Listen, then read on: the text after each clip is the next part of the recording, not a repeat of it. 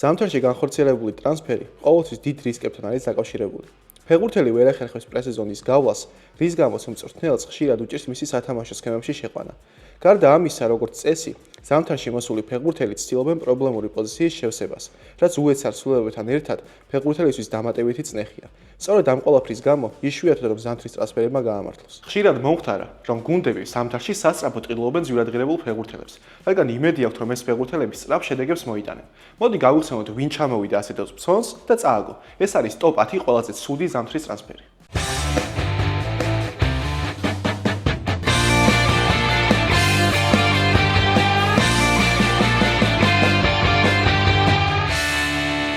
მე-10 ადგილზეა ხუან კვადრატო. ნახევარმცველი კარგად თამაშობდა ფიორენტინას შემადგენლობაში და ერთ-ერთი საუკეთესო იყო სერიაში თავის პოზიციაზე. სწორედ ამიტომ მოურინიო დარწმუნებული იყო, რომ 26 წლის ვინგერი დიდი ხნით გახდებოდა ჩელსის ძირითადი ფეხბურთელი. მან გადაწყვიტა შუა სეზონში გადაიხადა მის სანაცვლოდ 31 მილიონი ევრო. პორტუგალიელს სურდა მარჯვენა ფლანგის სერიოზულად გაძლიერება. მაგრამ როგორც აღმოჩნდა, კოლუმბიას პრემიერლიგაში არავის მოტყუება არ შეეძლო. ვერც ცვლილებს გაურბოდა, ვერც აწვდიდა და ვერც ურტყამდა. შედეგად, ნახევარი წლის განმავლობაში ჩაატარა 14 შეხვედრა ყველა ტურნირზე და უკვე ზაფხულში ჩელსი მიჯარით გაუშვა იუეში. ხოლო შემდეგ გაყიდა, მაგრამ ამჯერად უკვე 20 მილიონ ევროდ.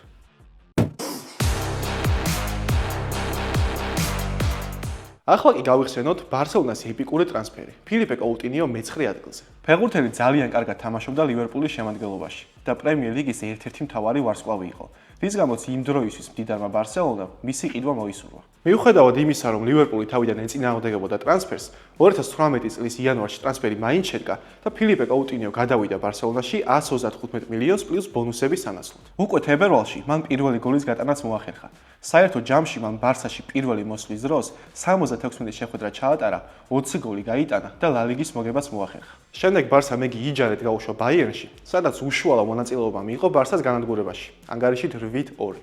ამის შემდეგ იგი კვლავ დაუბრუნდა ბარსელონას. ჩაატარა 30 შეხვედრა და კიდევ 5 გოლი გაიტანა. ხოლო ამის შემდეგ ბარსელონამ იგი ასტონ ვილაში გაუშვა, ჯერ იჯარით, ხოლო შემდეგ 20 მილიონ ევროდ.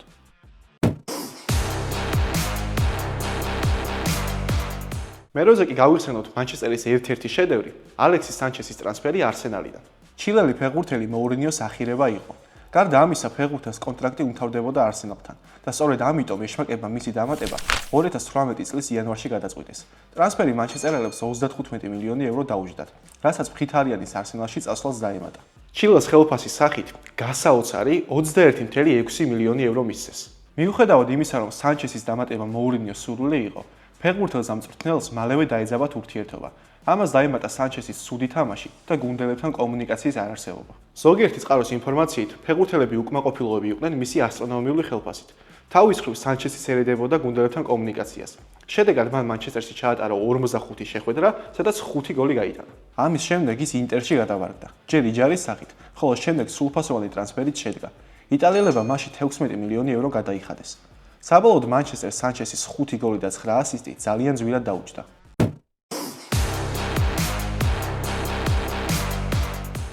მე-7-ზეა ფეხბურთელი, რომლის მოშორებასაც ყველა ცდილობდა, ლასინა ტრაორე. ფეხბურთელი კარგად თამაშობდა რუსეთში, კუბანის და ანჟის შემადგენლობაში. ამიტომ მონაკოს ხელმძღვანელობამ იგი ძალიან პერსპექტიულად ჩათვალა და კირიმოს 10 მილიონი ევრო გადაუხადეს. თუმცა როგორც კი ფეხბურთელმა პირველი ვარჯიშები ჩაატარა საფრანგეთში, მაშინვე მიხვდნენ, რომ ეს უბრალოდ ბალასტი იყო და ფეხბურთელი გაუშვეს უფასო იჯარით ევერტონში. იქ ლასინამ მხოლოდ ერთხელ ითამაშა ნახევარი წლის განმავლობაში და უკან მონაკოში დაბრუნდა, სადაც 2 წლის განმავლობაში 25 შეხვედრაში მთელი 4 ბურთი გაიტანა. მას იჯარით უშვებდნენ CSKA-ში, ხიხონში, ამიენში, მაგრამ ის არავის არ უნდოდა. საბოლოოდ მონაკო მას კონტრაქტი აღარ გაუხანძლილა.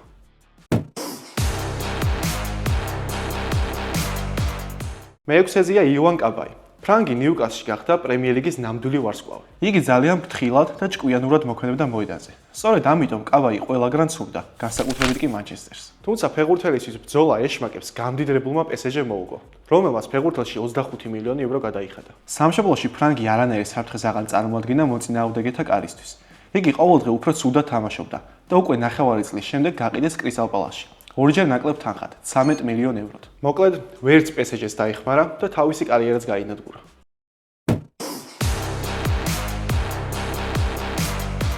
მე-5-ზეა FIFA-ს ნამდვილი ლეგენდა, ვილფრიდ ბონი. აი ნამდვილი ჩავარდნაც. ის კარგად იტანდა სუონსის შემადგენლობაში. სწორედ ამ დროს City ებრძოდა Chelsea-ს ჩემპიონობისთვის.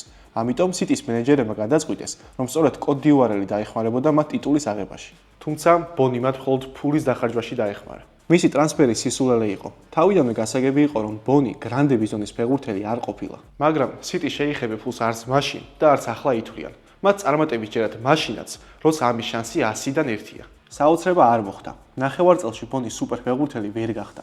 გაიტანა მხოლოდ 1 ბურთი და Chelsea უპრობლემოდ გახდა ჩემპიონი. შემდეგ სრულფასოვან სეზონში, სადაც მან 4 გოლი გაიტანა, ბონი 13 მილიონი ევროთ დაბრუნდა თავის მშობლიურ კლუბში.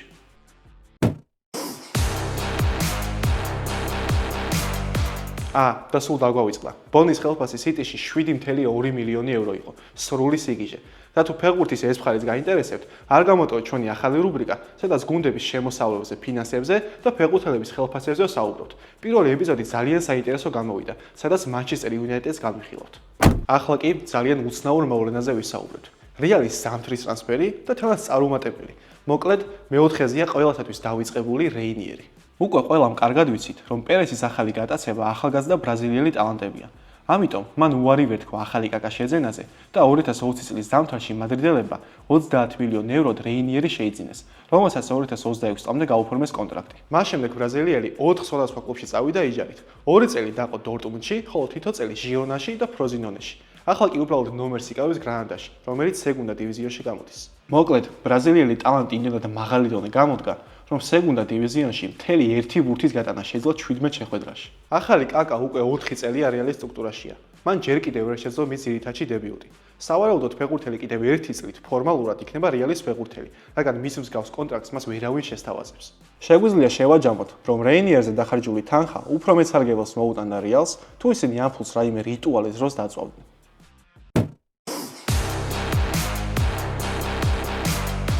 და დღევანდელ სამეულოს ხდის მუდრიკი. და კი, უკვე შეგვიძლია ვთქვათ, რომ მისი ტრანსფერი ისტორიაში ერთ-ერთი ყველაზე ცუდია. ფაქტია, რომ მუდრიკმა ზედმეტად ადრე გადაწყვიტა ახალ დონეზე გადასვლა, რის გამოც კრიზისს Chelsea-ში ამოყო თავი.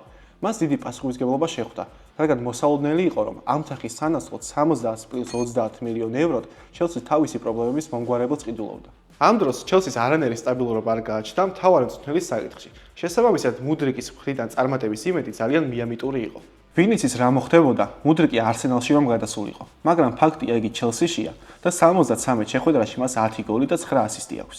ანუ შეგვიძლია ვთქვათ, რომ Chelsea-ს მისი ერთი სასარგებლო მოქმედება 5 მილიონზე მეტი უჯდება. ამ ყველაფერს ემატება დოპინგ სკანდალი, რომლის გამოც ამ ეტაპზე ფეხბურთელს თამაში ეკრძალება და რა იქნება მომავალში გაუგებარია. მხოლოდ ერთია აშკარა, ეს ტრანსფერი Chelsea-ს ისტორიაში ერთ-ერთი ყველაზე ცუდია.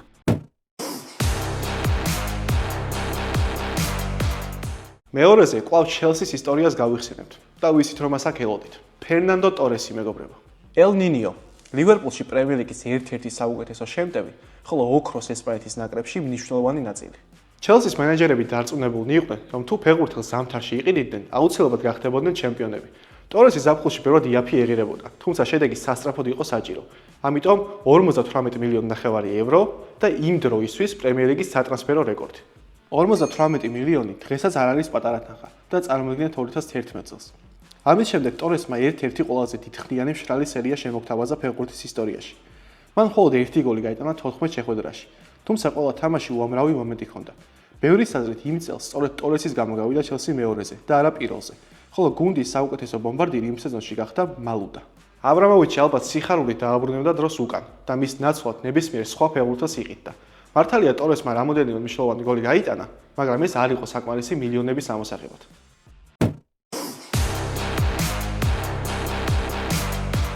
და ბოლოს, ამავე დღის ტრანსფერი. პირველ ადგილზეა ენდი ქეროლი და ლივერპული 2011 წელს.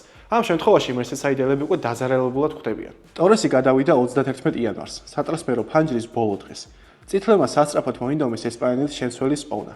ამიტომ იმავე დღეს გააფორმეს ქეროლის ტრანსფერი, რომელმაც კარგი სეზონი ჩაატარა ნიუკასლში.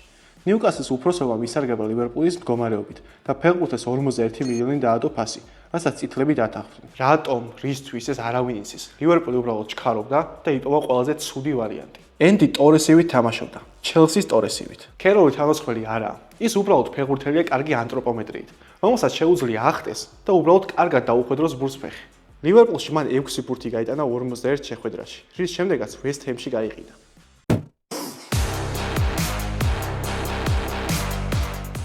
და დღეისთვის ბონუსად. ალბათ ფეხბურთის ისტორიაში ერთ-ერთი ყველაზე ცუდი ტრანსფერი, რომელიც ტოპ ლიგებში არ განხორციელებულა.